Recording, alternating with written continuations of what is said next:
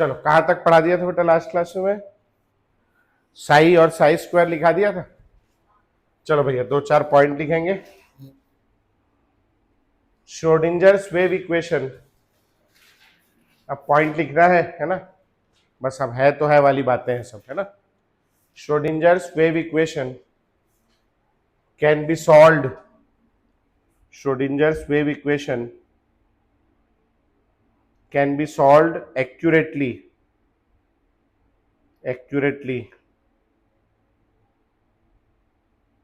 for hydrogen atom, can be solved accurately for hydrogen atom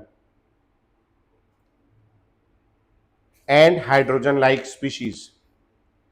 Schrodinger's wave equation can be solved accurately for hydrogen atom and hydrogen like species.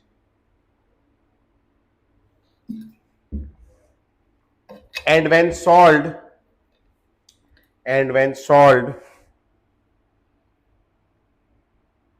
it gives the possible energy level,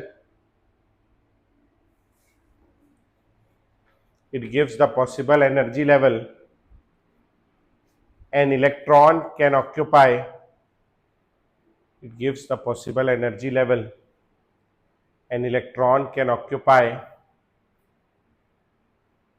and wave function of electronic wave,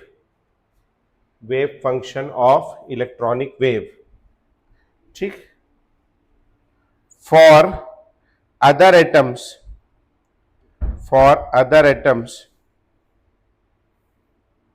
approximate methods are used, ठीक है। for other atoms approximate methods are used, ठीक है जी, है ना। तो अपन लोग Schrodinger wave equation से क्या निकालेंगे? साई, और साई का स्क्वायर क्या बताएगा अपने को? इलेक्ट्रॉन के मिलने की प्रोबेबिलिटी, ठीक। तो लिखेंगे the region in 3-dimensional space,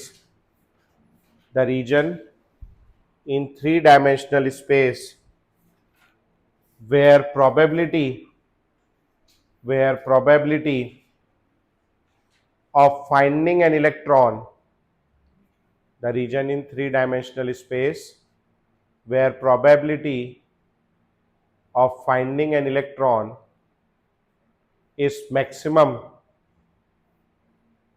probability of finding an electron is maximum, is called an orbital, so क्या कहते हैं अपन लोग? ऑर्बिटल, ठीक। आगे लिखेंगे orbital of all atoms,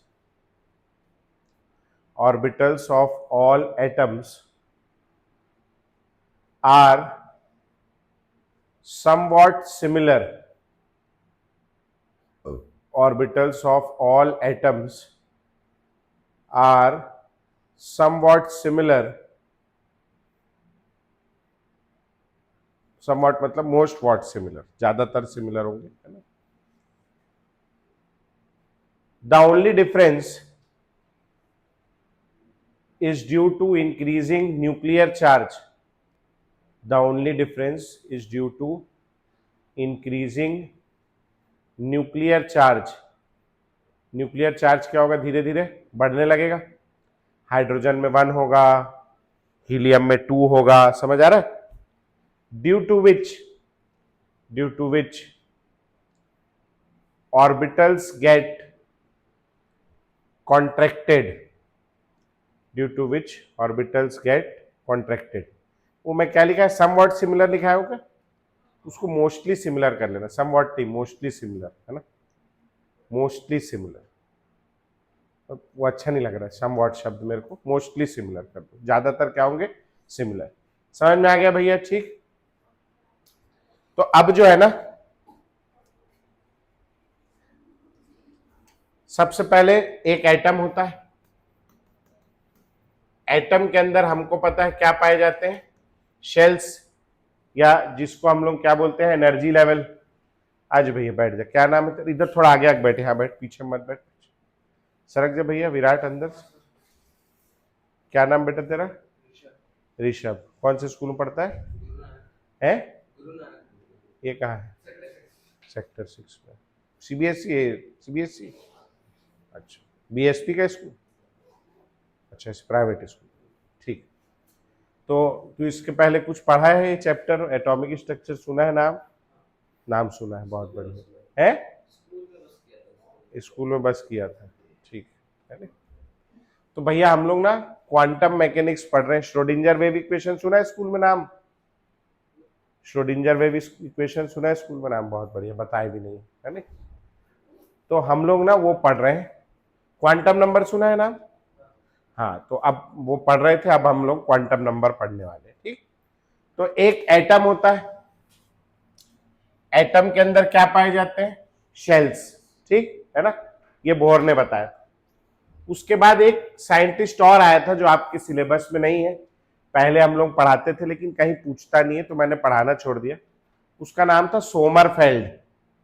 सोमरफेल्ड्स extension of Bohr's model. उसने क्या किया था, बोर के मॉडल को एक्सटेंड किया था। और हम लोगों ने पीछे की क्लासों में देखा कि बोर का मॉडल सही है या गलत है? गलत है, बहुत ज्यादा काम का है नहीं। तो गलत चीज का एक्सटेंशन पढ़ने की जरूरत है क्या? नहीं। तो हम लोग उसको पढ़ते नहीं, पहले मैं पढ़ाता था, कुछ सालों से छोड़ दिया। उसमें एक ही खास बात थी, उसने ये बताया शेल के अंदर सब शेल्स पाए जाते हैं। शेल के अंदर क्या पाए जाते हैं? सब शेल्स।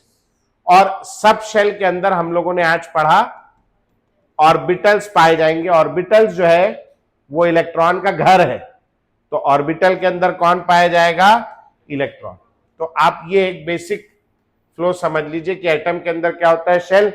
शेल के अंदर क्या होता है? सब शेल। सब शेल के अंदर ऑर्बिटल। ऑर्बिटल में कौन रहता है? इलेक्ट्रॉन, ठीक है ना। अब हम लोग पढ़ेंगे क्वांटम नंबर्स। तो हेडिंग डालेंगे क्वांटम नंबर्स, बढ़िया साफ सुथरे पेज से हेडिंग डालेंगे quantum numbers. It is very important topic quantum numbers. यहां से इतना सवाल पूछता है, इतना पूछता है कि आप कंफ्यूज हो जाएंगे कितना पूछ लिया करके, है ना, बहुत पूछता है, ठीक। तो क्वांटम नंबर्स क्या जानते हो आप लोग, पढ़े होगे स्कूल में, क्या होता है क्वांटम नंबर? कितने होते हैं? 4, है ना। क्या करते हैं quantum number?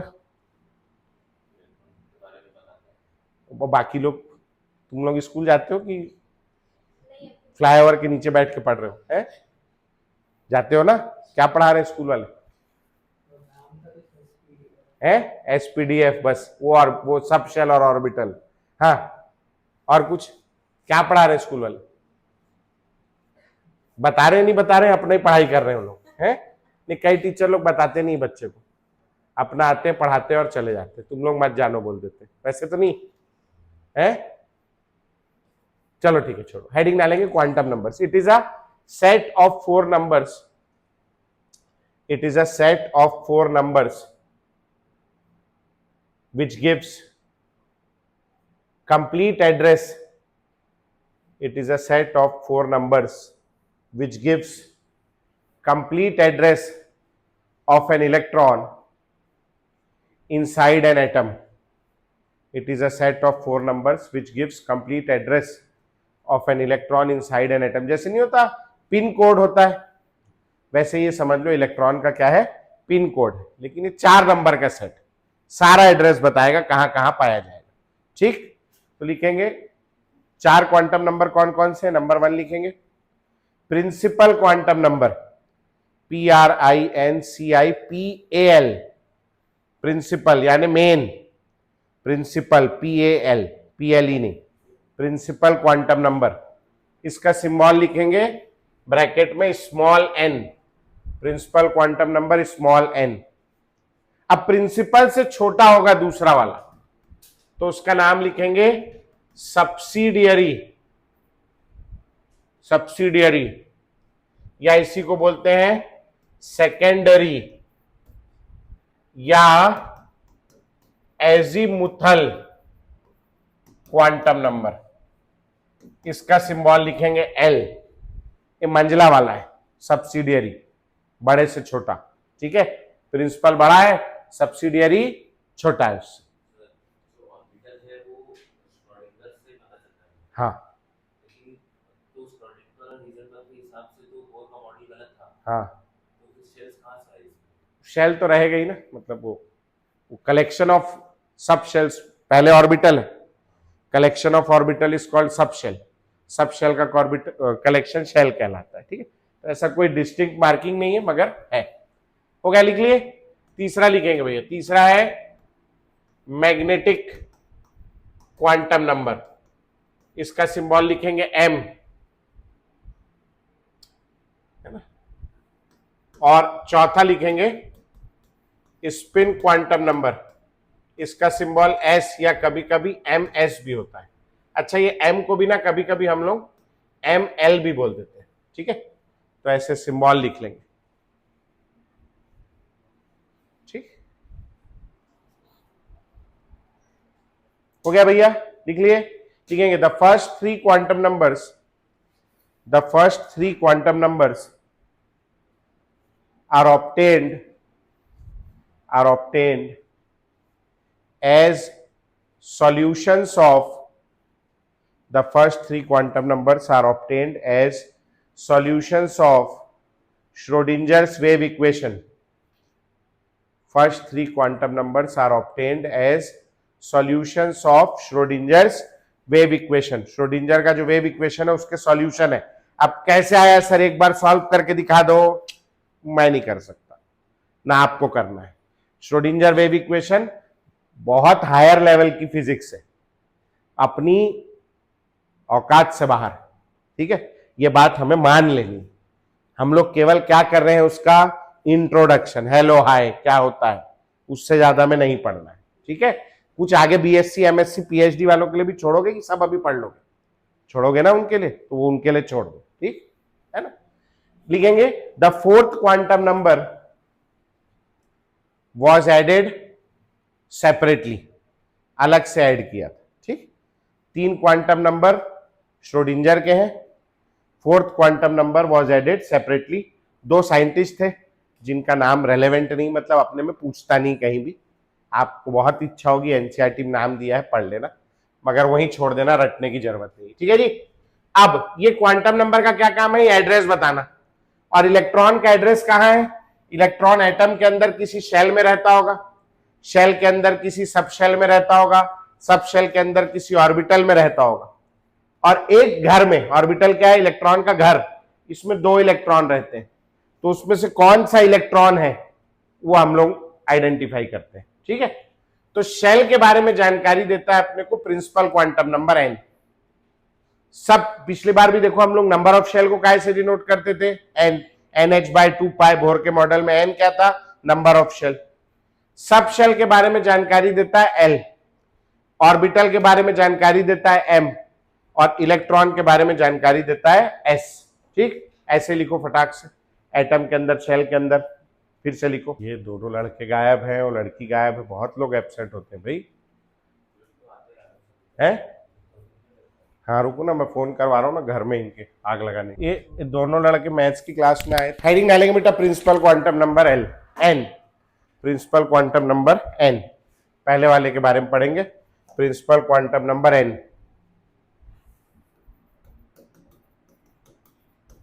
Principal quantum number n किसके बारे में बताता है भैया ये हम लोगों को, है शेल। तो लिखेंगे it gives information, it gives information about the shell, it gives information about the shell in which electron is present, it gives information about the shell in which electron is present। हाँ, अब कितने shell हो सकते हैं अपने पास में, हैं? Infinite. पहले वाले शेल के लिए n की वैल्यू क्या हो जाएगी, 1 2 3 4 5 6 7, कहां तक, इनफाइनाइट। समझ में आ गया? तो लिखेंगे there are infinite possible energy levels और shells, there are infinite possible energy levels और शेल्स इन एन एटम। सही में कोई शेल नहीं है, एनर्जी का लेवल है, एनर्जी का स्टेट है ना, इन an atom. Therefore n can have, therefore small n can have infinite values, therefore n can have infinite values from 1 to infinite, from 1 to infinite। ऐसा चित्र बना लेना और लिख लेना n is equal to 1 2 3 4 dash dash dash dash कहां तक, infinite तक। समझ आ गया? ठीक हो गया भैया? ठीक। जैसे जैसे n की वैल्यू बढ़ेगी, n इज इक्वल टू 1 में इलेक्ट्रॉन इधर पाया जाएगा, n इज इक्वल टू 2 में यहां, 3 में यहां, 4 में यहां, 5 में यहां। जैसे जैसे n की वैल्यू बढ़ रही, इलेक्ट्रॉन की न्यूक्लियस से दूरी बढ़ते जाएगी। तो लिखेंगे as value of n increases, as value of n increases probable distance of electron, probable distance of electron cloud, probable distance of electron cloud। अब ये इलेक्ट्रॉन क्लाउड कहां से आ गया?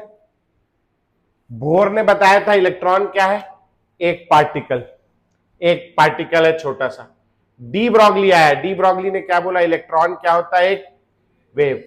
तो वेव है, तो वेव है, तो धीरे धीरे आप उसकी एक्चुअल पोजीशन नहीं निकाल पाएंगे, हम लोग क्या निकालेंगे, उसकी प्रोबेबल पोजीशन। तो ये सब प्रोबेबल पोजीशंस को मिला करके हम लोगों ने पूरा ऐसे होगा ना, समझ रहे हो आप, इस पूरे में बिंदी बिंदी, उसको हम क्या बोलने लगे हैं, इलेक्ट्रॉन क्लाउड। समझ में आ गया? एवरेज डिस्टेंस नहीं, probable distance of electron cloud from nucleus increases, from nucleus increases. ठीक, धीरे धीरे क्या होगा, एवरेज डिस्टेंस या प्रोबेबल डिस्टेंस क्या होगा, बढ़ने लगेगा। समझ में आया? ठीक। अगला लिखेंगे भैया, जैसे जैसे n की वैल्यू बढ़ेगी, ये जितना पास होगा,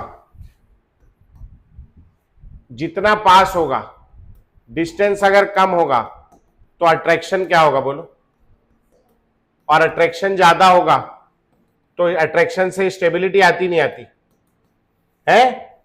अभी मैं 2 झापड़ मार दूं किसी को तो it is a form of attraction और रिपल्शन। अरे बोल क्या है, तेरे ही मार दूं, नहीं मार के दिखाओ सर, है? मार दूं किसी को, तो मम्मी मार दे बच्चे को 2 झापड़, तो क्या है, अट्रैक्शन कर रही, रिपल्शन कर रही है? अट्रैक्शन कर रही, तो बोलना रिपल्शन कर रही है। रिपल्शन करेगी तो क्या होगा, बच्चा स्टेबल हो जाएगा, अनस्टेबल हो जाएगा। बस पुराने जमाने में झापड़ खा के बच्चा स्टेबल हो जाता था, है नहीं? आजकल का बच्चा थोड़ा सेंसिटिव पैदा हो रहा है ना, तो तुरंत रस्सी ढूंढता है, कहाँ है, पंखा नहीं दिख रहा है मेरे घर में, कहाँ है, लटकूंगा मैं, है ना, खिड़की कहाँ है, कूद जाता हूँ नीचे, एक काम करता हूँ, है नहीं? तो आजकल का बच्चा थोड़ा उस टाइप का हो गया, नाजुक सा। नहीं तो पहले 2-4 झापड़ तो ऐसे घूमते फिरते खा लेते थे, है नहीं?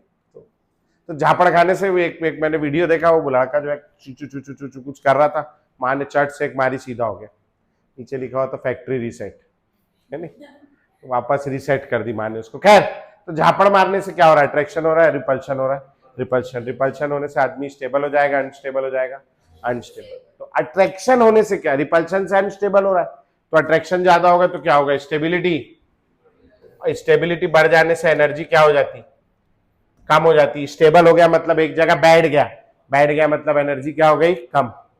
तो जैसे जैसे इलेक्ट्रॉन दूर जाने लगेगा, तो दूर जाने लगेगा तो क्या होगा बोलो, न्यूक्लियस के साथ अट्रैक्शन कम होने लगेगा, अट्रैक्शन कम होने लगेगा तो स्टेबिलिटी, और स्टेबिलिटी कम होगी तो एनर्जी बढ़ जाएगी। समझ में आया? तो लिखेंगे as value of n increases, as value of n increases average energy of electron, average energy of electron also increases, average energy of electron also increases। Electron की एनर्जी क्या होने लगती है, बढ़ने लगती है। ठीक, समझ में आया? n से हम लोग और क्या पता लगा सकते हैं, n can give information, लिखेंगे n can give information, about angular momentum of electron. N can give information about angular momentum of electron. ठीक, एंगुलर मोमेंटम के बारे में इंफॉर्मेशन दे सकता है। तो लिख लेंगे भैया angular momentum, angular momentum mvr is equal to, बोलो क्या होता है बेटा, nh/2π। तो ये वाला तो सही है, डी ब्रॉगली ने प्रूव करके दिया है, ठीक है। तो ये लिख लेना, एंगुलर मोमेंटम क्या होता है, nh/2π, बोर के मॉडल में था। ठीक, और क्या जान सकते हैं एन से, वो आपने बचपन में पढ़ा है क्या, 2, 8, 18, 32 है, क्या बताता है, मैक्सिमम नंबर ऑफ इलेक्ट्रॉन। तो लिखेंगे n can give information, n can give information, small n can give information about maximum number of electrons in a shell, about maximum number of electrons in a shell। ये आपने बचपन में पढ़ा होगा मेरे ख्याल से, इसीलिए मैं लिखा रहा हूं, 9th में था ना। तो इस साल हम लोग वो देखेंगे कि ये कैसे आया। तो maximum number of electrons in a shell is equal to, क्या फॉर्मूला है, 2n²। फर्स्ट शेल में क्या हो जाएगा भैया, फर्स्ट शेल में n की वैल्यू क्या हो गई, 1, 2 इंटू 1 का स्क्वायर यानी मैक्सिमम 2 इलेक्ट्रॉन।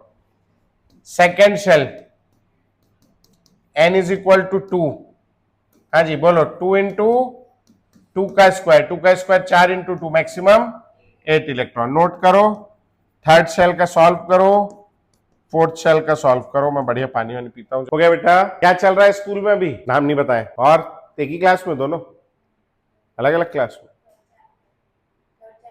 Periodic table. और तुम्हारे यहाँ, अच्छा क्वांटम नंबर चल रहा है, तुम लोग क्या, थर्ड चैप्टर पीरियोडिक टेबल। शुरू का हो गया दोनों, मतलब शुरू का दोनों हो गया, क्वांटम नंबर तक हो जाएगा। तेरे यहाँ खत्म हो गया, सेकंड चल रहा है, थर्ड।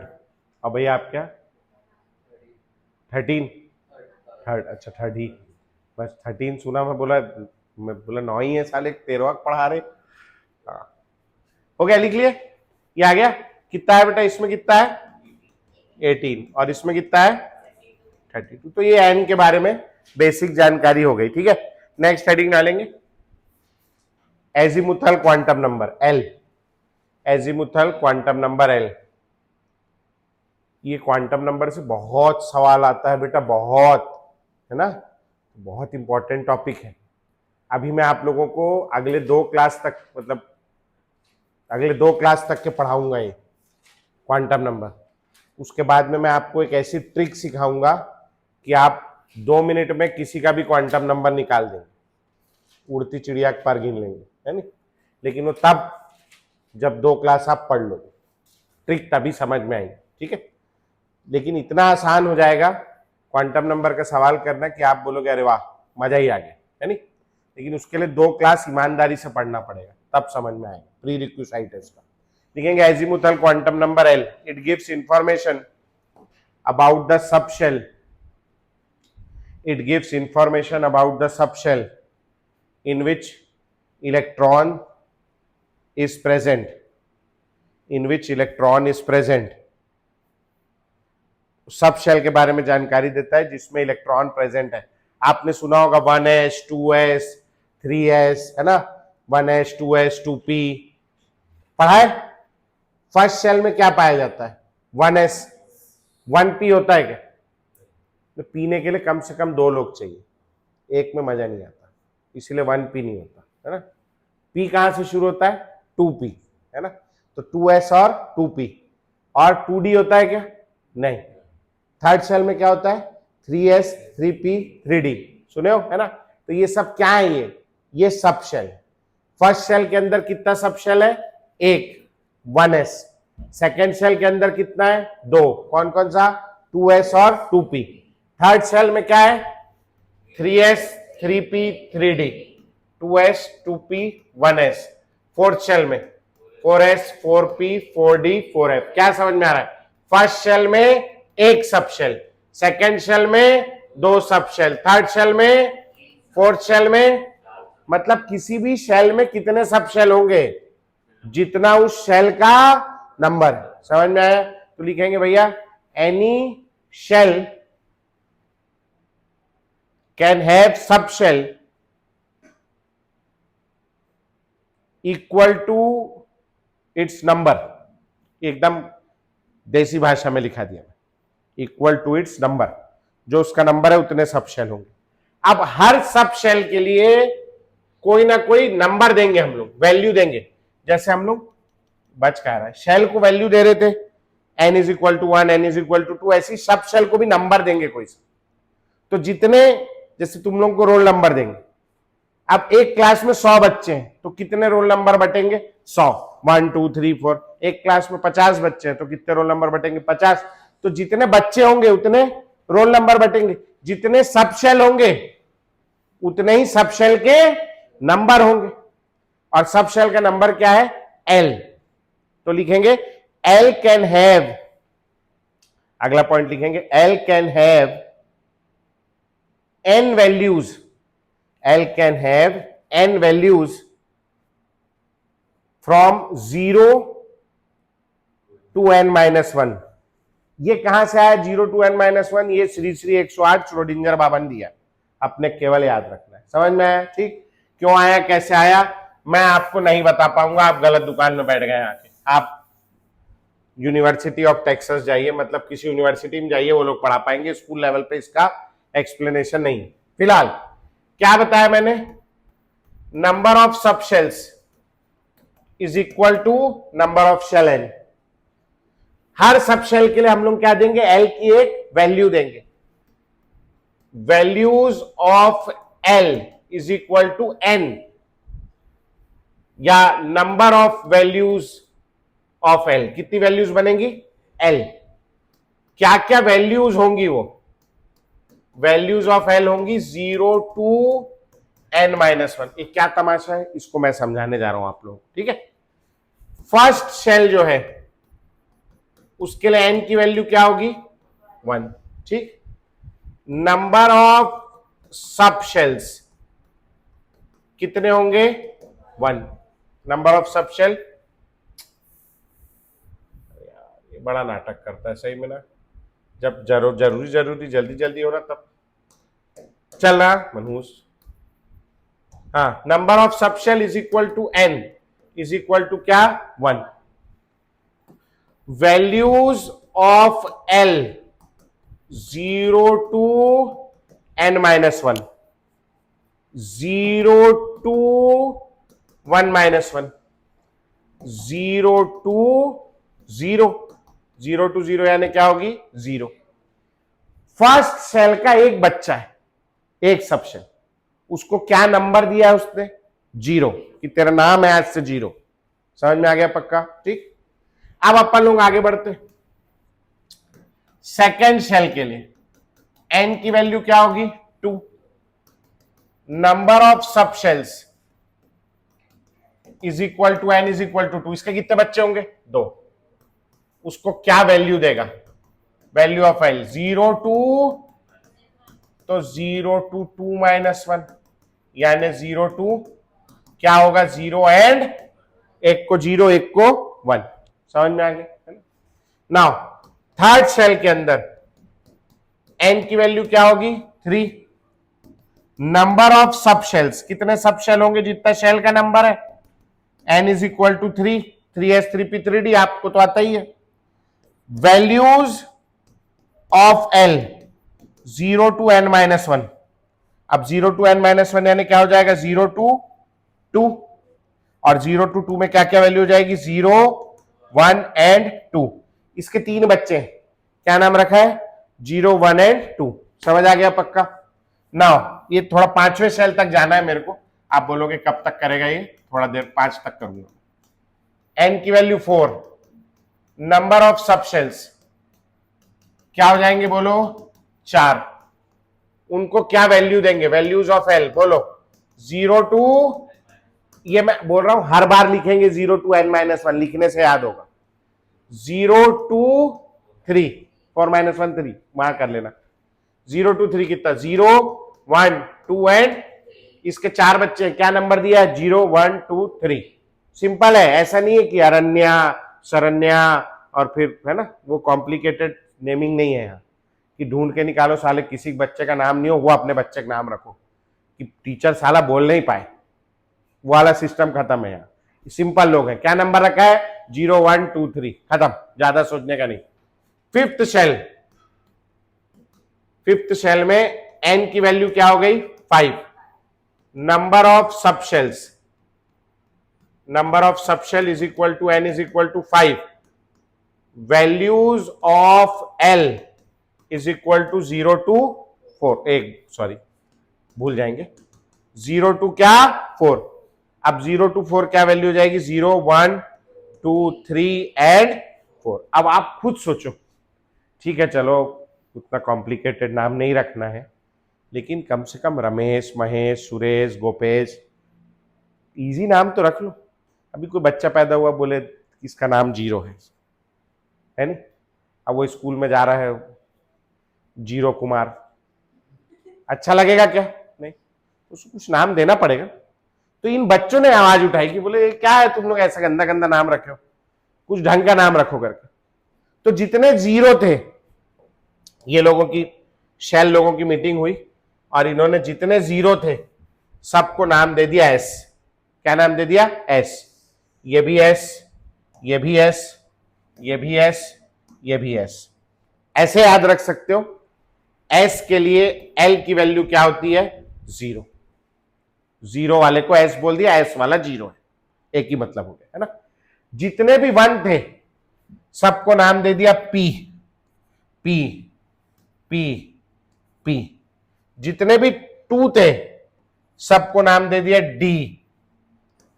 जितने भी 3 थे सबको क्या नाम दे दिया? एफ। तो आपने ये एसपीडीएफ तो सुना है, ये अलग अलग शब्दों के बीच में, ये जो स्पेक्ट्रम के टर्म्स है पहले लिखाते थे हम लोग, शार्प, प्रिंसिपल, डिफ्यूज्ड, फंडामेंटल, उन शब्दों से आया है, मगर कहीं पूछता नहीं करके लिखाते नहीं, लिखा दूंगा मैं तुम्हें। इसके बाद जो है उन्होंने अल्फाबेटिक ऑर्डर कर दिया। एफ के बाद अगला शब्द क्या आएगा? जी, ABCDEFG। ये भी जनरलाइज्ड शब्द के ऊपर से जी लिया गया है, उसका शॉर्ट फॉर्म। समझ में आ गया? तो अब क्या किया? जिनके जिनके नंबर 0 थे सबका नाम क्या रख दिया? एस। जिनके 1 थे सबका नाम क्या रख दिया? तो पी के लिए एल की वैल्यू 1, डी के लिए, एफ के लिए, तो ये याद रखना है एस, भाई पढ़ा लेंगे यार, एसपीडीएफ क्या? 0 1 2 3। समझ आ गया? ये याद रखना है ना। अब ये सब लोग एक ही एटम में रह रहे हैं, न्यूक्लियर जॉइंट परिवार है।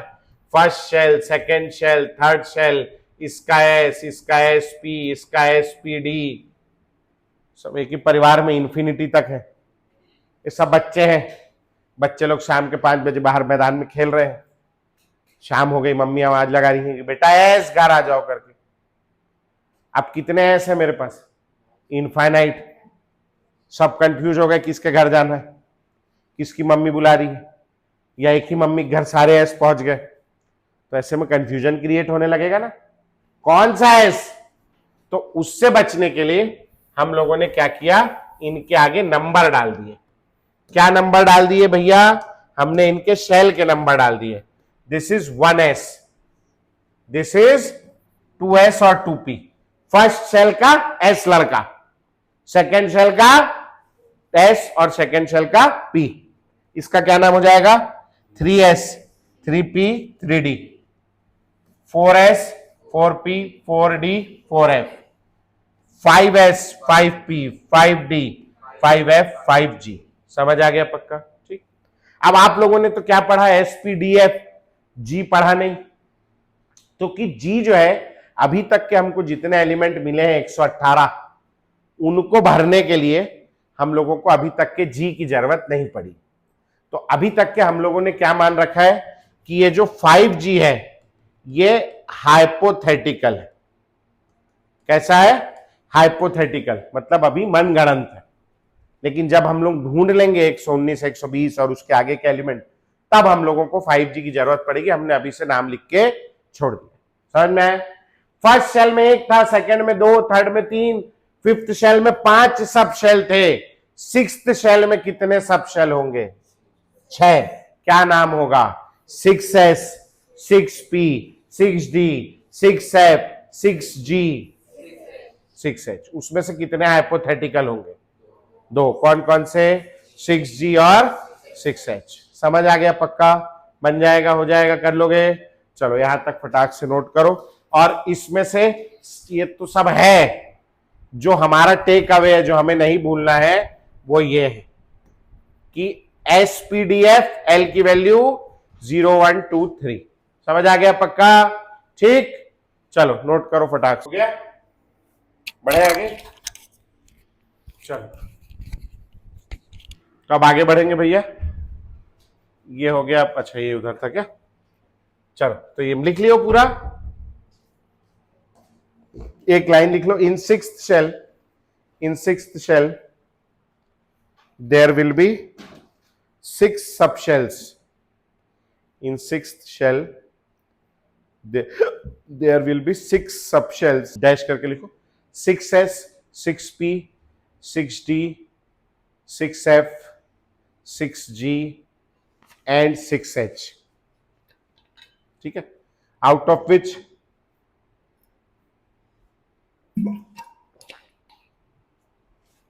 कौन कौन सा? 6g and 6h will be hypothetical. 6g and 6h will be hypothetical. अगला हेडिंग डालेंगे बेटा तीसरा। कौन सा quantum number? Magnetic quantum number. Magnetic quantum number. Magnetic quantum number. It gives information. किसके बारे में देगा? देख के बताना जरा, पीछे लिखवा है orbital. It gives information about the orbital. It gives information about the orbital in which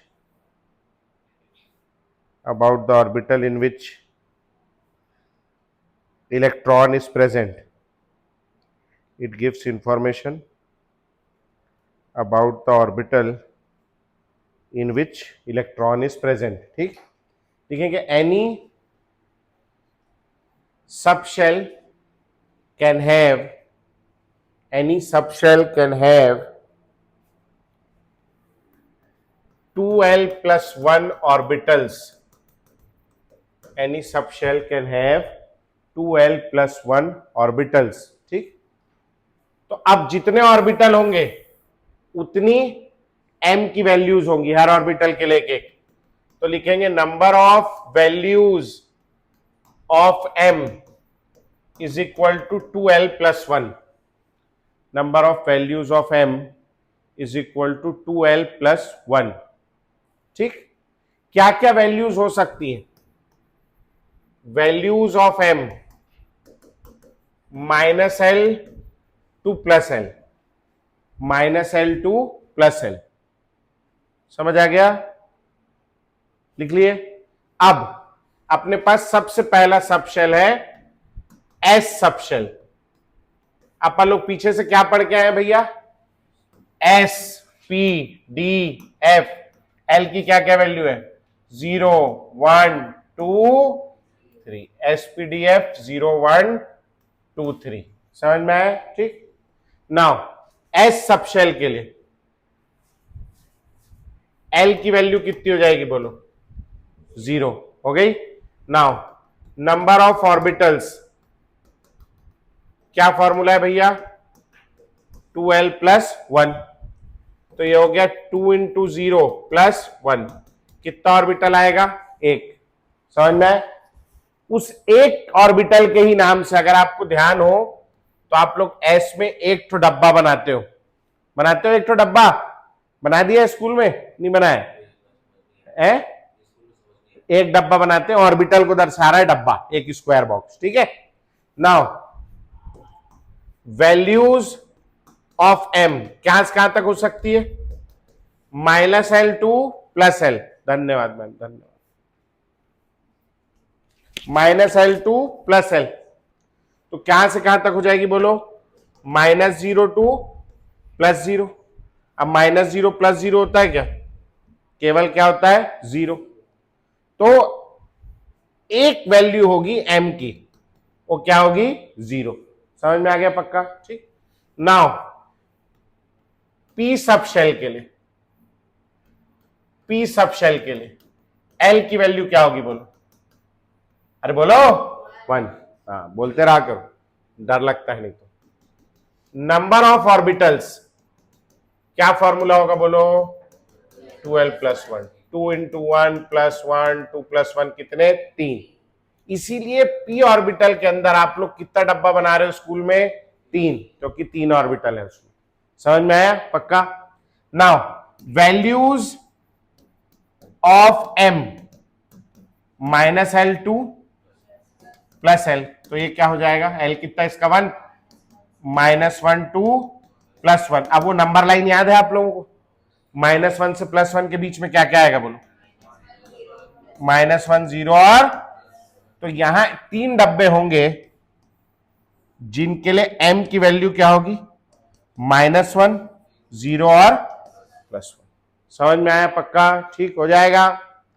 चलो अब आप मेरे को डी और, इसको नोट करो, और डी और एफ का आप लोग स्वयं निकालो। उसका बनाना है डी और एफ का, मैं नहीं बनाऊंगा।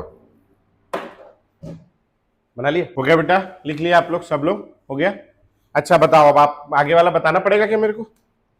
डी सब शेल के अंदर, डी सब शेल के अंदर आप पे कितने ऑर्बिटल आए बोलो, 5। 1 2 3 4 5। क्या क्या वैल्यू आई एम की उसके लिए, -2 -1 0 +1 +2।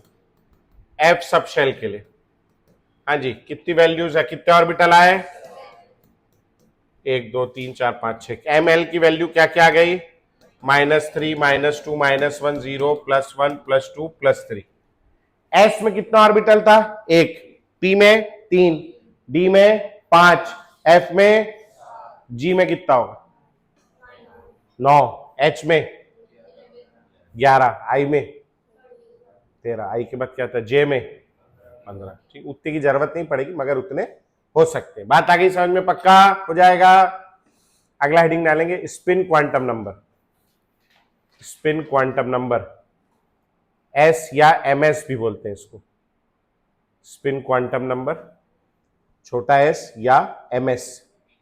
अब ये क्या बता रहा है, जैसे अर्थ जो है वो एक तो सन का चक्कर लगा रहा है और साथ साथ अपनी एक्सिस पे भी घूम रहा है ना, वैसे ही इलेक्ट्रॉन जो है वो न्यूक्लियस का चक्कर तो लगा ही रहा है, उस साथ साथ अपनी एक्सिस पे भी घूम रहा है ना।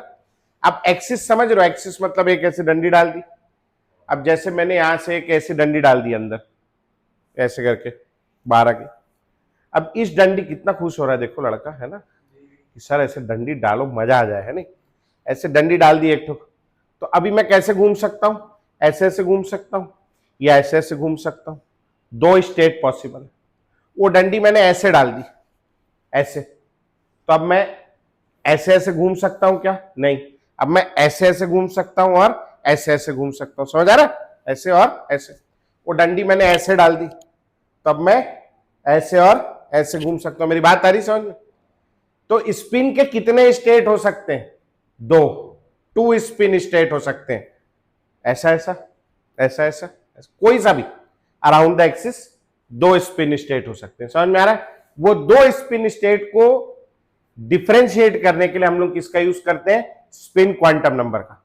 और स्पिन क्वांटम नंबर 2 होते हैं, या तो अच्छा दोनों स्पिन स्टेट की प्रोबेबिलिटी कितनी, 50-50%, और प्रोबेबिलिटी में उसको क्या बोलते हैं, हाफ ऑफ हाफ। तो जो स्पिन क्वांटम नंबर होता है वो 2 प्रकार का होता है, एक होता है +½ और एक होता है -½ हाफ क्या दिखा रहा है उसकी प्रोबेबिलिटी, और प्लस और माइनस क्या दिखा रहा है, दोनों स्टेट कैसे हैं, अपोजिट है। समझ में आ गया भैया पक्का।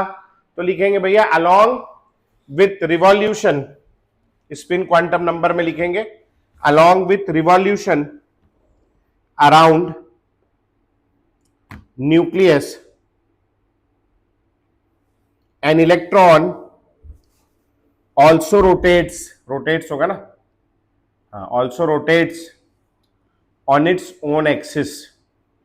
An electron also rotates on its on axis.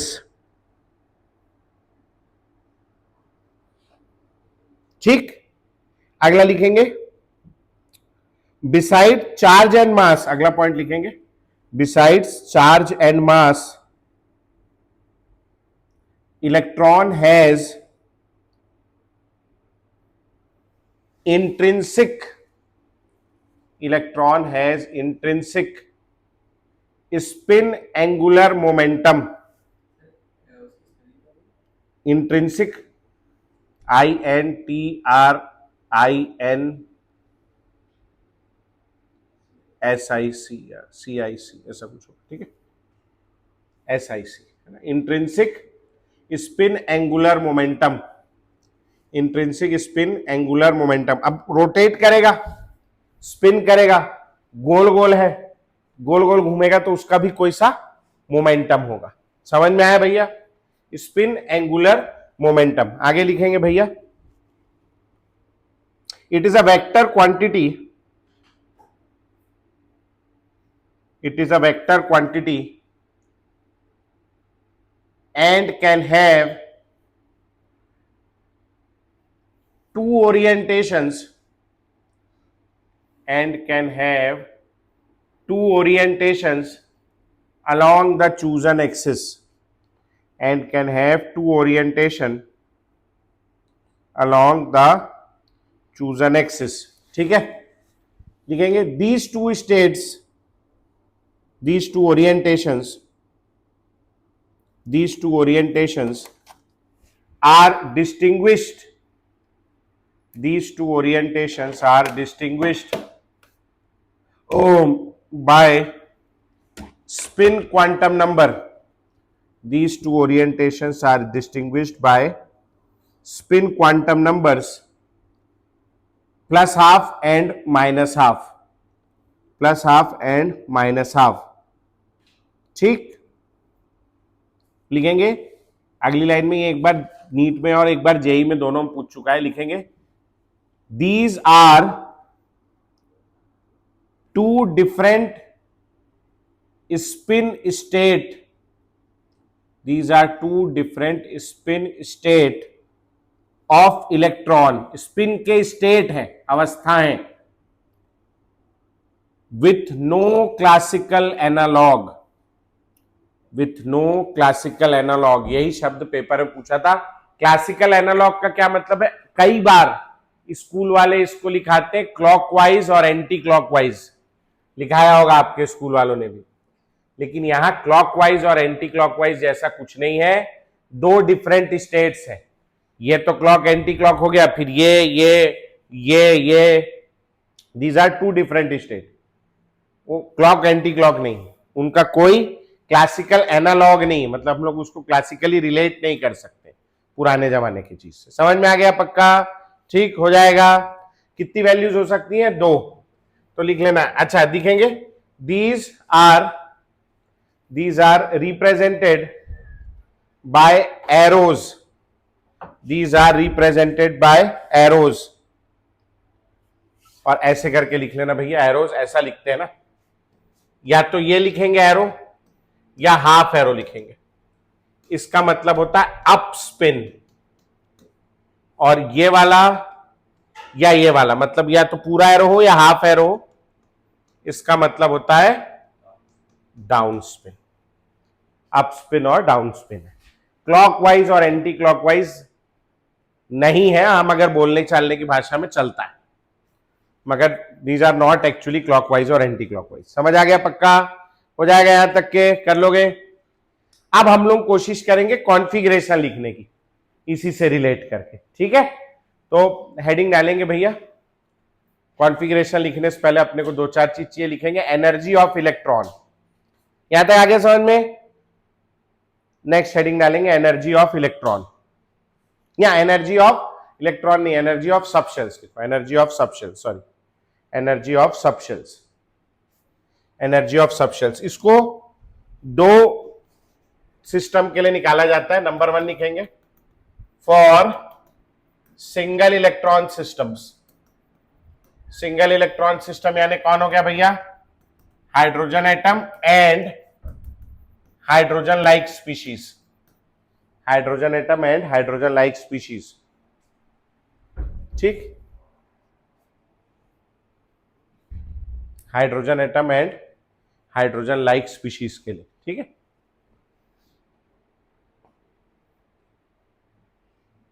ठीक है भैया, for such system energy of subshells depend only on value of n मतलब क्या हो गया, number of shell, that is all the subshells of the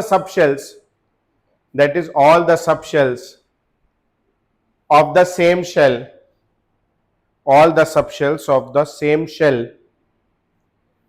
have identical energy, all the subshells of the same shell have identical energy, हाँ जी, have identical energy, all the subshells of the same shell have identical energy। ये first shell है, ये second है, ये third है, ये fourth है, ये फिफ्थ है, आपको जहां तक लिखना है इंफिनिटी तक लिख सकते हो।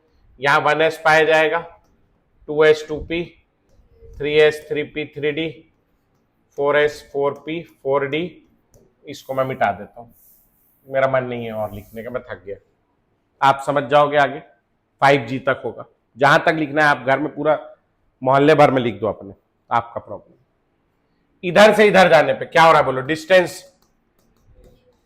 डिस्टेंस बढ़ता है तो अट्रैक्शन कम हो जाता है। मेरा एक दोस्त था, पहले मेरे साथ रोज स्कूल जाता था, बहुत अट्रैक्शन था, वो दूर चला गया, पुणे में नौकरी करता है, तो हम लोगों के बीच का अट्रैक्शन कम हो गया। तो आपके साथ भी ऐसा होगा, डिस्टेंस बढ़ेगा, अट्रैक्शन कम होने से क्या होगा, स्टेबिलिटी कम हो जाएगी, और स्टेबिलिटी कम होगी तो क्या होगा, एनर्जी बढ़ जाएगी। तो यहां जो है फॉर सिंगल इलेक्ट्रॉन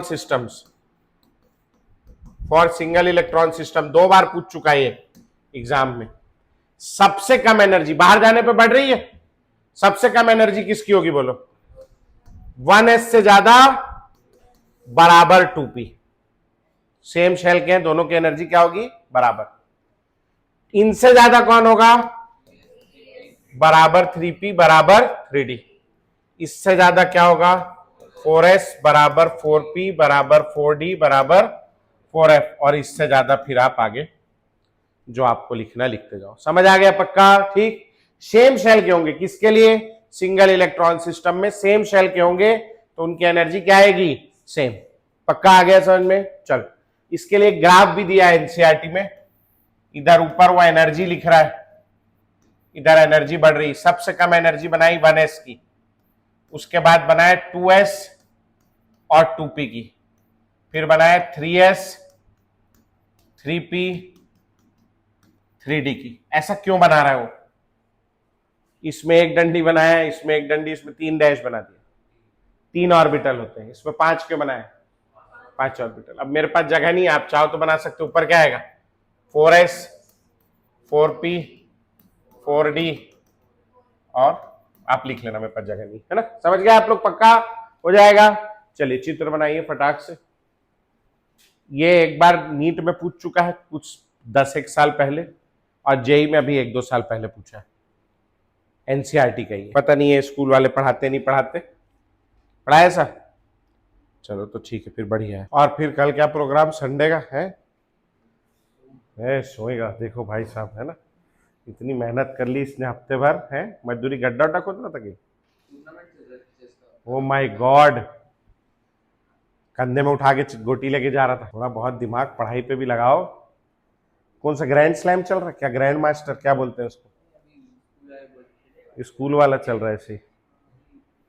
अब छोड़ो बेटा ये सब, अब सारी एक्स्ट्रा करिकुलर एक्टिविटीज छोड़ो, अब 2 साल अपने करियर को दो, नहीं फंस जाएगा मामला, स्कूल वाले भगा देंगे, उनके पास 13th क्लास नहीं है, 12th के बाद आपको जाना ही पड़ेगा, और कॉलेज वाले एडमिशन नहीं लेते हैं इतनी आसानी से जब तक कि आप उनका एग्जाम पास नहीं करोगे। ठीक है, तो मैथ्स वाला बायो वाला भी है, तो इसीलिए भैया पढ़े घर पे अच्छे से। वो पढ़ा है क्या आप लोगों ने स्कूल में, अबाउ प्रिंसिपल, हंट्स रूल, सुना है नाम? पढ़ेंगे अभी, चलो अपन हो गया यहाँ तक के। नेक्स्ट लिखेंगे, नंबर बचा है, रुक जाओ भाई को ग्राफ बना लेना। टेस्ट वेस्ट नहीं, फिजिक्स में संडे को रहता है, हर 15 दिन में, जिस दिन मैं रखता हूँ उस दिन नहीं रहता। उसमें कैसा टेस्ट होता है? चल हो गया क्या, बढ़े?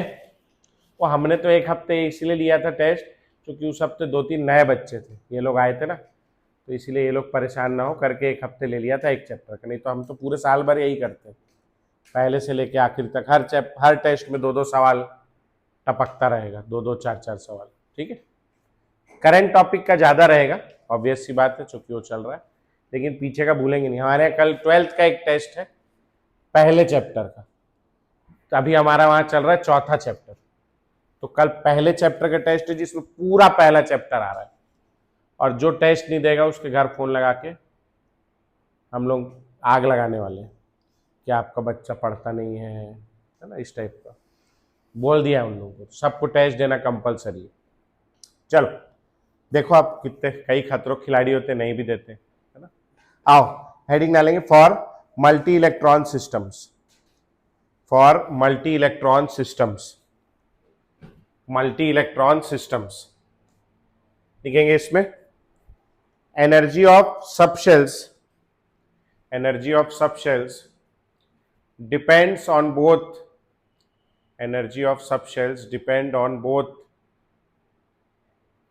value of n as well as L, value of n as well as L, दोनों पे डिपेंड करता है। अब मल्टी इलेक्ट्रॉन में क्या हो गया, एक से ज्यादा इलेक्ट्रॉन हो गए, तो अब इलेक्ट्रॉन इलेक्ट्रॉन में रिपल्शन भी होगा, और रिपल्शन अलग अलग सब शेल में अलग अलग टाइप से होता है।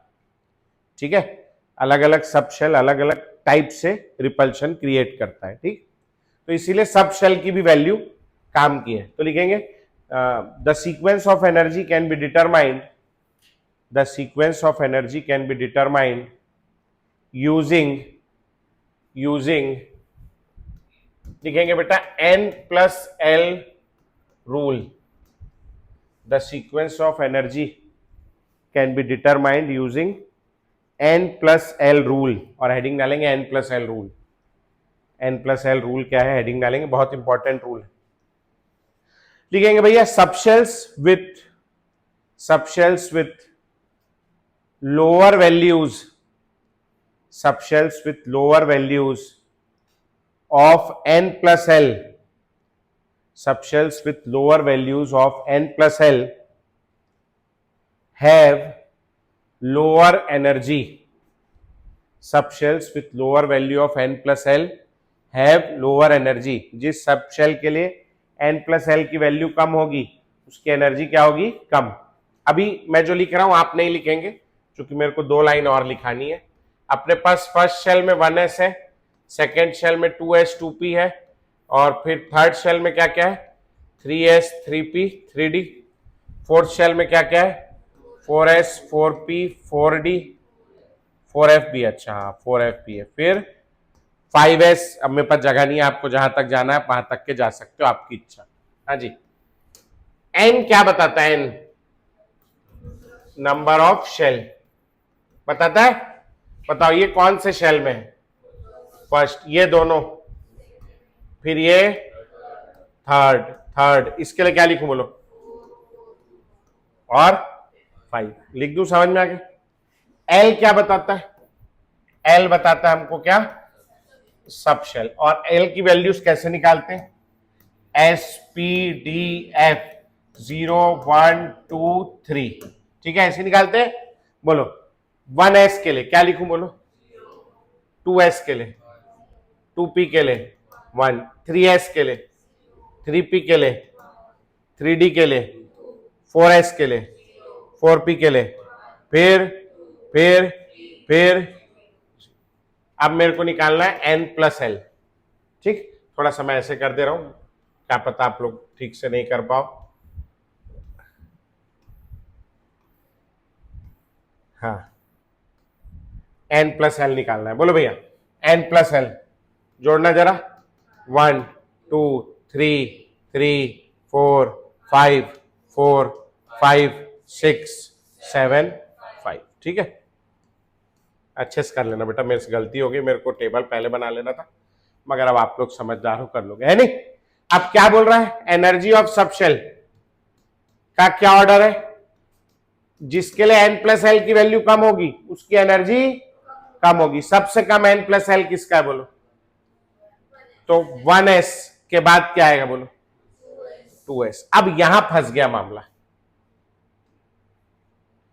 इन दोनों की एनर्जी क्या है, इनका n+l का वैल्यू क्या हो गया, सेम है ना।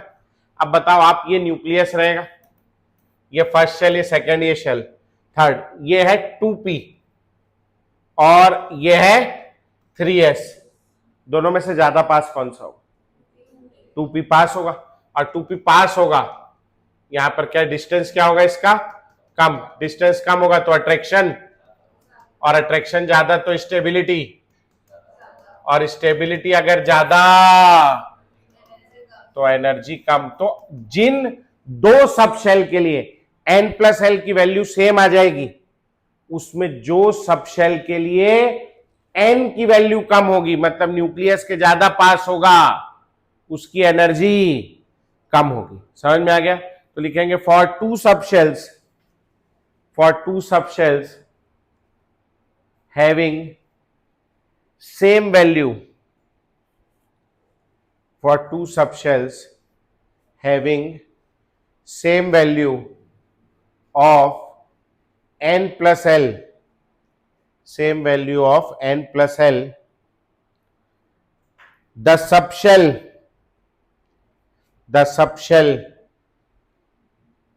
with lower value of n, the subshell with lower value of n has lower energy, lower value of n has lower energy, ठीक। ये टेबल बनाएंगे।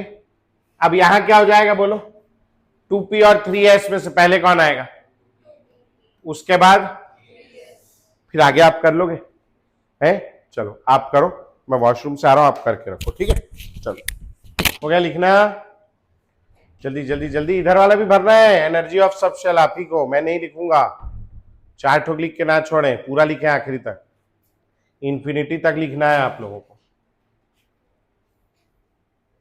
पहले जितना दिया है उतना लिख लो। मैं करूं बेटा, हो गया सबका, बोलो भैया।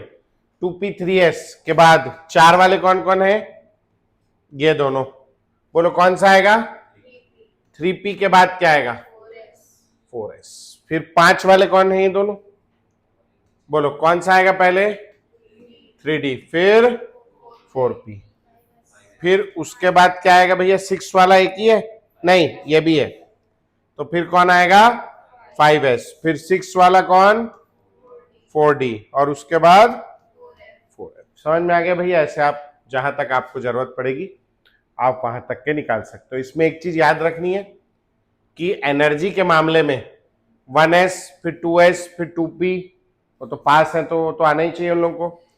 3s 3p के बाद क्या आना चाहिए, 3d, 3d की जगह यहां क्या आ रहा है 4s, तो इसको याद रखेंगे। 3d से कम एनर्जी किसकी होती है, 4s, फिर 3d की ज्यादा होती है। समझ में आ गया पक्का, ठीक। चलिए आगे बढ़ेंगे, हेडिंग डालेंगे भैया, rules for writing electronic configuration, rules for writing electronic configuration.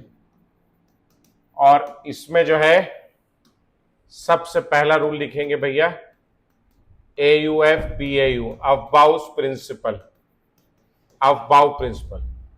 कई लोग इसको अफबाउ प्रिंसिपल भी बोलते हैं, अफबाउ नहीं है, अफबाउ है नहीं, एफ भी लगा है बीच में, ठीक। अफबाउ प्रिंसिपल, हाँ किसने दिया होगा अफबाउ प्रिंसिपल, अफबाउ ने, बहुत बढ़िया, क्या बात है। अफबाउ कैसा दिखता होगा आप जरा इमेजिन करिए, अफबाउ की दाढ़ी वाड़ी होगी नहीं होगी, होगी, लंबी दाढ़ी होगी, कौन सी, सफेद होगी या लाल रंग की होगी? सफेद दाढ़ी होगी ना अब्बाऊ की, है ना। और क्या पहनता होगा, ऐसे झोला टाइप का कपड़ा पहनता होगा, बड़े बड़े बाल होंगे अब्बाऊ के, है नहीं। मैं भी अब्बाऊ को अपना प्रिंसिपल आइडियल मानता था कि मैं अब्बाऊ जैसा बनूंगा। बाद में मेरे को पता चला अब्बाऊ कोई साइंटिस्ट नहीं है। अब्बाऊ एक जर्मन शब्द है जिसका मतलब होता है building up. There is no one named as Aufbau. ठीक, अब्बाऊ प्रिंसिपल अब्बाऊ ने नहीं दिया था। ठीक, तो लिखेंगे भैया Aufbau is a German word. Aufbau is a German word. Aufbau is a German word which means building up. Aufbau is a German word which means building up. आप स्कूल जाएंगे अपने टीचर से चुपचाप पूछेंगे मैडम अफवाह का पूरा नाम क्या है करके, है नहीं। तो बोलेगी उसका पूरा नाम तो नहीं पता मेरे को करके, अफवाह है ना, ऐसे करके कुछ पूछ के देखना, है ना। खैर ये एनसीईआरटी में लिखा हुआ है, मैं अपने मन से नहीं बता रहा हूँ। अगर पढ़ा लिखा टीचर होगा तो पता होगा उसे, नहीं होगा तो आप मजे ले लेना, है ना, कौन मना कर रहा है।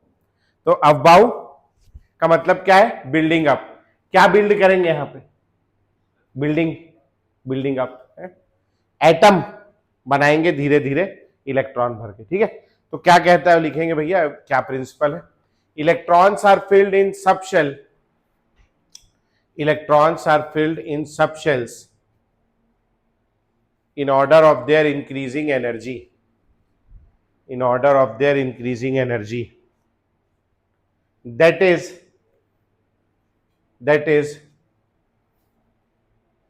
subshells having lower energy, subshells having lower energy are filled first, followed by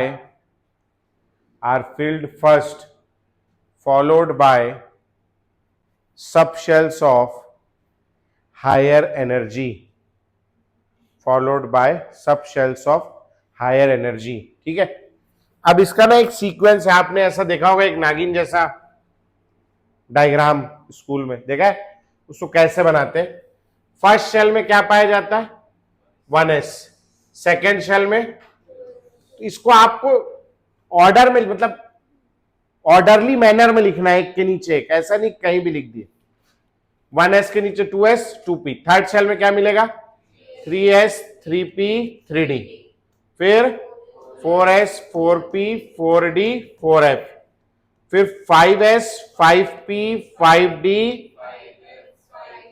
नहीं लिखेंगे क्योंकि 5g क्या है, हाइपोथेटिकल, उसको लिखने की जरूरत नहीं। जहां तक आपका मन हो, 6s 6p 6d 6f, जहां तक आपकी जितने की जरूरत पड़े उतना डालेंगे। ठीक, इसके बाद आपको क्या करना है, इसके बाद आपकी जिंदगी किधर जा रही है, ऊपर जा रही है नीचे जा रही है, नीचे जा रही है, अच्छे से देखिए, है ना। आप पहले बढ़िया सोते थे, जब मन करता था तारक मेहता का पूरा एपिसोड देख लेते थे। भाई बोल रहा है कल संडे है सोऊंगा करके, कितना दिन से नहीं सोया है, इसका 15 घंटे का नींद पूरा ही नहीं हो पा रहा है एक दिन का, जो उसके बढ़ते शरीर के लिए जरूरी है ना, तो कर ही नहीं पा रहा है। तो आपकी जिंदगी और अब इसके आगे और नीचे जाएगी, आपकी नौकरी लग जाएगी तो और तकलीफ हो जाएगी, शादी हो गई भाई साहब माथा पीट लोगे आप कि क्या कर लिया करके, बच्चे हो गए तो फिर आप रस्सी ढूंढोगे, है ना, समझ रहे। तो जिंदगी ऊपर जा रही नीचे जा रही, नीचे जा रही है। और अच्छा समय आपका 10वीं के बाद खत्म हो गया, साइंस वालों का खत्म, टाटा। तो जिंदगी किधर जा रही है, नीचे, तो आप एरो लगाएंगे नीचे की ओर, जहां जिंदगी जा रही वहीं तो एरो लगाएंगे, ऐसे करके नीचे की ओर एरो लगाएंगे, ऐसे नीचे जाते जाइए जितना जा सकते हैं। और इसके बाद आप क्या करेंगे, एरो के हेड को काय से जोड़ देंगे, टेल से, ऐसे करके जोड़ देंगे, ऐसे करके। ठीक, इसका क्या मतलब बन गया, अपन सबसे पहले क्या भरेंगे, 1s, 1s भरने के बाद क्या भरेंगे, 2s के बाद भरेंगे 2p 3s 3p, और 3p के बाद क्या भरेंगे अपन लोग, 4s।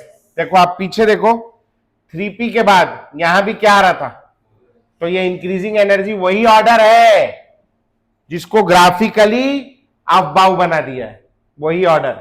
समझ में आ रहा है?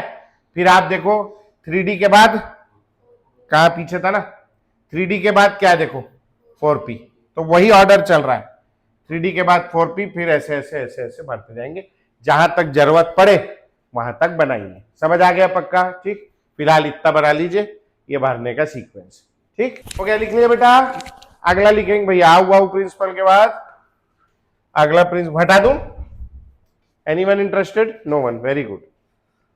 अगला लिखेंगे Pauli's exclusion principle. Pauli's exclusion principle. बेटा ये पॉली है ना, पाउली नहीं। एक बार एक लड़की मेरे से ना कोटा में बहुत लड़ चुकी। हम तो छत्तीसगढ़ से गांव गए तो पढ़ाने, तो हमको तो क्या लगा ये पाउली, तो हमने बोल दिया पाउलीज एक्सक्लूजन प्रिंसिपल। मेरे से 10 मिनट लड़ी हो, खड़ी हो के हाथ उठा के, बोले सर ये पाउली नहीं है करके। मैं बोला तेरे को क्या है करके? बहुत दिन लड़ती नहीं, बोले सर सर आपको ठीक से प्रोनाउंस करना चाहिए, इतने सारे बच्चे हैं ये वो। मैं बोले तेरे को क्या तकलीफ है करके, आज तक तो तू कभी नहीं बोली। बोले सर मेरा नाम पॉल है। तो मतलब सरनेम होगा उसका, पॉल, पॉल होता है ना सरनेम, तो कुछ रही होगी फलाना ठिकानी पॉल, तो पाउली नहीं है, क्या है? पॉली। क्या कहते हैं लिखेंगे भैया poly uncle. Any orbital, any orbital, इसीलिए बता रहा हूं कि कोई पॉल आपसे ना झगड़ पड़े। Any orbital can have, any orbital can have a maximum, any orbital can have a maximum of क्या? बहुत बढ़िया। Any orbital can have a maximum of 2 electrons that T2O2, that two, वो भी that two with opposite spin, that two with opposite spin. इसका मतलब यह है एक ऑर्बिटल में आप मैक्सिमम कितने इलेक्ट्रॉन डाल सकते हो? 2, और दोनों का स्पिन कैसा होना चाहिए? अपोजिट। ऐसा चित्र बना लेंगे। ये पॉली अंकल ने बताया, ठीक है। अगली लाइन में इसका एक स्टेटमेंट और है, वो स्टेटमेंट मैं अभी नहीं समझाऊंगा आपको, जब मैं न्यूमेरिकल कराऊंगा तब समझाऊंगा, अभी फिलहाल मैं लिखा बस रहा हूं। तो और करके लिखेंगे no 2 electrons in an atom, no 2 electrons in an atom can have values of, no 2 electrons in an atom can have values of all 4 quantum numbers, can have values of all 4 quantum numbers exactly same. No 2 electrons in an atom can have values of all 4 quantum numbers exactly same. क्यों नहीं हो सकती, ये आपको मैं धीरे से समय के साथ बताऊंगा। समझ आ गया पक्का? अगला लिखेंगे तीसरा रूल, दिस इज HUNDS। ये क्या है? हंड, हुंड नहीं है ना, Hund's rule of maximum multiplicity, Hund's rule of maximum multiplicity, Hund's का मैक्सिमम मल्टीप्लिसिटी का रूल। ठीक, हाँ जी। तो ये रूल क्या कहता है कि जैसे मान लो मेरे पास 3 ऑर्बिटल है p सब शेल में, इनकी एनर्जी तीनों की सेम है, तो जब हमारे पास p में एक इलेक्ट्रॉन होगा p1, तो हम उसको कहां रखेंगे? अच्छा इमेजिन करो आप जो है, आप गांव गए, आपका कोई सा भी गांव है, गांव गए, गांव में शादी, आपके यहाँ कोई दादी घर नानी घर में शादी है, और शादी में गए, अब जितने बच्चे हैं कजन लोग सब है ना, उन लोगों के गांव में मकान कैसे होते हैं, जो आप एकदम गांव में चले जाएंगे ना इंटीरियर में छत्तीसगढ़ के, तो वहां आपको गांव ऐसे मिलेंगे, मतलब उनके घर जो है वो इस टाइप के मिलेंगे, ऐसे बीच में आंगन होता है, पीछे बहुत बड़ी बाड़ी होती है। ये गरीब लोग नहीं है, बहुत पैसे वाले लोग हैं ये, है ना। यहाँ इनके पास ये सामने एक बैठक कमरा होता है जिसमें सोफा वोफा डला रहता है बकायदा बैठने के लिए। उसके पीछे जाओगे तो फिर कुछ पूजा वूजा का रूम मिल जाएगा, फिर किसी का बेडरूम मिल गया दादाजी का, फिर चाचा जी का हो गया, दूसरे चाचा का हो गया, फिर इधर किचन हो गया, है ना। फिर इधर पहुंच गए तो आप जो है छोटे बच्चों का रूम हो गया, इधर और पहुंच गए आप तो गाय भैंस का रूम हो गया, वो लोग को भी रूम लगता है तो गाय भैंस यहाँ रह रही है ना। इधर आ गए आप तो अनाज रखे, जो साल भर का धान है वो रखा है। इधर पहुंच गए गाय भैंस लोग का चारा रखा है। इधर पहुंच गए आप तो और कुछ रखा है, छेना वेना वो सब दुनिया भर का, लकड़ी वकड़ी रखी, मतलब आधा घर है, खूब पैसा है इन लोगों के पास, ठीक है। पीछे बाड़ी है, इसमें खेती वेती चल रही है ना, इसमें मतलब सब्जी वब्जी उगी हुई है। ये पूरा आंगन है, तुलसी के पेड़ लगा है नहीं, ऐसा टाइप का घर है आपका। और आप लोगों के सोने की व्यवस्था उन्होंने 3 बेड में की है, 3 आइडेंटिकल बेड्स। आइडेंटिकल है, मेरे ड्राइंग पे मत जाना। 3 आइडेंटिकल बेड्स में की है आपके सोने की व्यवस्था, सब आइडेंटिकल है। ये तीनों कैसे हैं? आइडेंटिकल, तीनों की एनर्जी सेम है। आप सबसे पहले पहुंचे, कहां सोओगे? है किसी में भी सो, कहां सोओगे? किसी में। अब स्कूल वाले ने पहला यहां भराया, जरूरी नहीं पहला यहां भरना, आप चाहो तो पहले वाले को यहां भी भर सकते हो, कोई मना ही नहीं। तीनों कैसे हैं? आइडेंटिकल। यहां मन नहीं है आपका, यहां भरिए, कौन मना कर रहा है? समझ में आया? तीनों में से कहीं भी सोइए, ठीक। अब आपका एक कजन आया, दूसरा आपका रिश्तेदार, अब वहीं घुस रहा है, आप यहां सोए मान लो, वो यहीं घुस रहा है आकर, आप क्या बोलोगे? चलो हट, उधर सो साले, जगह खाली है ना, तो आप उसको भगा दोगे चूंकि जगह खाली है। तो अब वो कहां सोएगा? यहां नहीं सोएगा, वो कहां सोएगा? यहां सो जाए या यहां सो जाए, जहां उसकी मर्जी वहां सो जाए, ठीक। तीसरा कजन आया, वो कहां सोएगा? यहां सोएगा। समझ आ गया? पक्का तीनों की व्यवस्था हो गया। अब चौथा कजन आया, तो ये खटिया लगी, खटिया, खटिया देखिए आपने, जिसमें वो रस्सी बंदी होती, रस्सी वाली, सोए उसमें कभी? कितने लोग सो सकते हो उसमें? मैक्सिमम 2 लोग, 2 लोग सो सकते हैं, और दोनों लोग सीधे नहीं सो सकते, ये प्रॉब्लम है उसमें। क्यों प्रॉब्लम है? इंसान का कंधा चौड़ा होता है, दोनों सीधे सोओगे तो उतना चौड़ाई है नहीं उसमें, तो कैसे सोते हैं अपन? एक सीधा और एक उल्टा। कब पेयरिंग शुरू करेंगे अपन? जब यहां तीनों में एक एक इलेक्ट्रॉन भर जाएगा। अब जब चौथा आएगा, वो कहां सोएगा? अच्छा यहीं सोए, जरूरी है कि आपके पास पसंद नहीं उसको, आप आपके दूसरे कजन के पास सो जाए, वहां नहीं सोना है, तो तीनों कैसा है? आइडेंटिकल। पहला इलेक्ट्रॉन है अपने पास, बे पहला इलेक्ट्रॉन है अपने पास, कहां भर सकते हो? यहां भरो, यहां भरो, यहां जहां मरना है वहां भरो, कोई भरा ही नहीं। दूसरा आ गया, ऐसे भर दो, नहीं ऐसे भर दो, नहीं ऐसे भर दो, कैसे भर दो? तीसरा आ गया, यहीं भरना पड़ेगा। चौथा आ गया, कहां भरोगे? उल्टा भरना है, कहां भरोगे? यहां भर दो, यहां भर दो, यहां भर दो। पांचवा आ गया, उल्टा भरना है, कहीं भी भर दो। छठवा आ गया, जो बच्चा होगा उसमें भर दो। समझ में आया? पहले क्या करते हैं हम लोग? अनपेयर्ड इलेक्ट्रॉन भरते हैं, मैक्सिमम नंबर ऑफ। मान लो 5 खटिया लगी है, तो क्या होगा? 3 के बाद पेयरिंग हो जाएगी क्या? नहीं, 5 बच्चे सीधे सोएंगे, फिर पेयरिंग शुरू होगी। समझ में आया? तो लिखेंगे भैया, इलेक्ट्रॉन्स आर फिल्ड इन सब शेल्स। क्या कहता है ये आदमी? Electrons are filled in subshells in such a way that all the orbitals with same energy, all the orbitals with same energy first get